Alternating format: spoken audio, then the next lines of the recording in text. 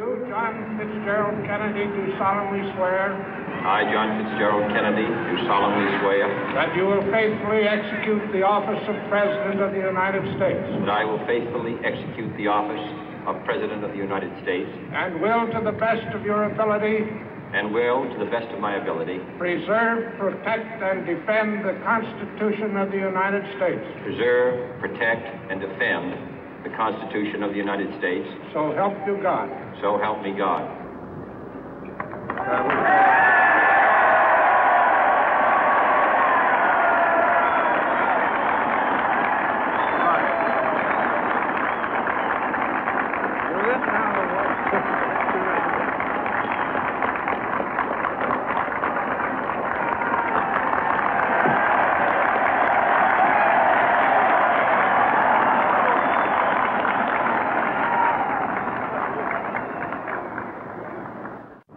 Vice President Johnson, Mr. Speaker, Mr. Chief Justice, President Eisenhower, Vice President Nixon, President Truman, Reverend clergy, fellow citizens.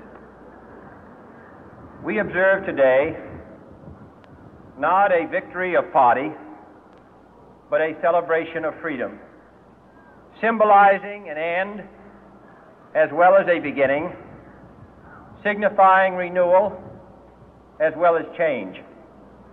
For I have sworn before you and Almighty God the same solemn oath our forebears prescribed nearly a century and 3/4 ago. The world is very different now, for man holds in his mortal hands the power to abolish all forms of human poverty and all forms of human life. And yet the same revolutionary beliefs for which our forebears fought are still at issue around the globe. The belief that the rights of man come not from the generosity of the state, but from the hand of God. We dare not forget today that we are the heirs of that first revolution.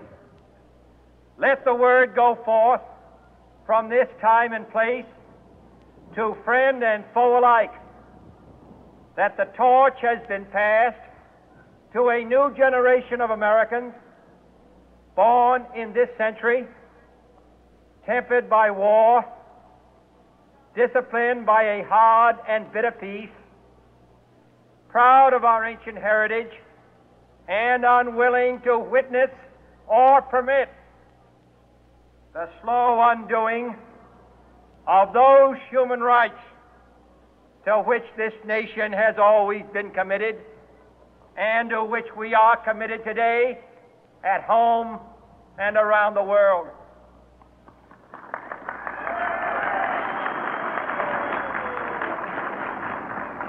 Let every nation know, whether it wishes us well or ill, that we shall pay any price, bear any burden, meet any hardship, support any friend, oppose any foe to assure the survival and the success of liberty.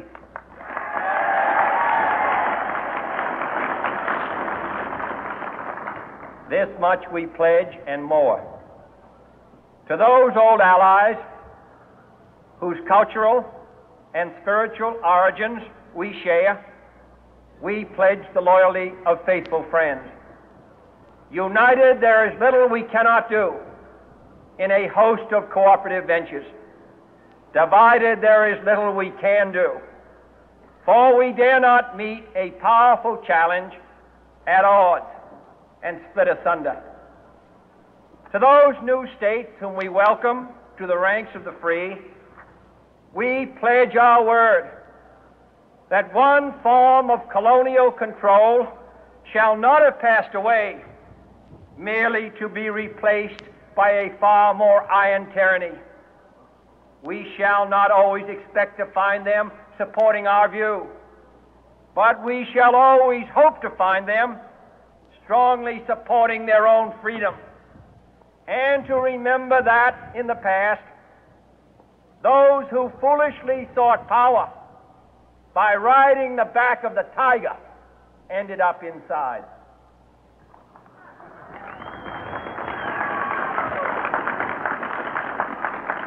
To those people in the huts and villages of half the globe struggling to break the bonds of mass misery, we pledge our best efforts to help them help themselves for whatever period is required, not because the communists may be doing it, not because we seek their votes, but because it is right. If a free society cannot help the many who are poor, it cannot save the few who are rich.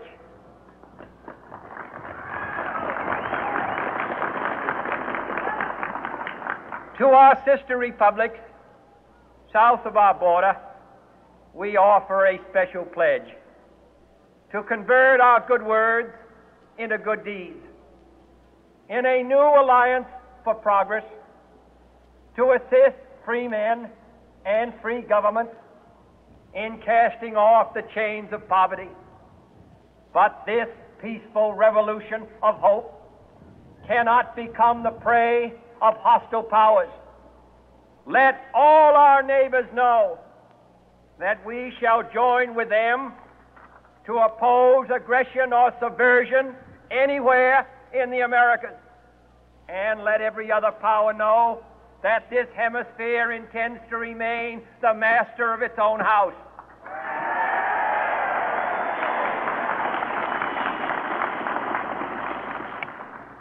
To that World Assembly of Sovereign States, the United Nations, our last best hope, in an age where the instruments of war have far outpaced the instruments of peace, we renew our pledge of support to prevent it from becoming merely a forum for invective, to strengthen its shield of the new and the weak, and to enlarge the area in which its writ may run.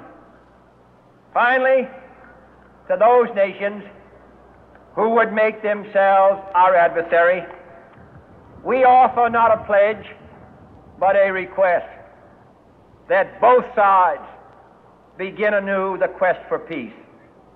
Before the dark powers of destruction, unleashed by science, engulf all humanity in planned or accidental self-destruction, we dare not tempt them with weakness, for only when our arms are sufficient beyond doubt can we be certain beyond doubt that they will never be employed.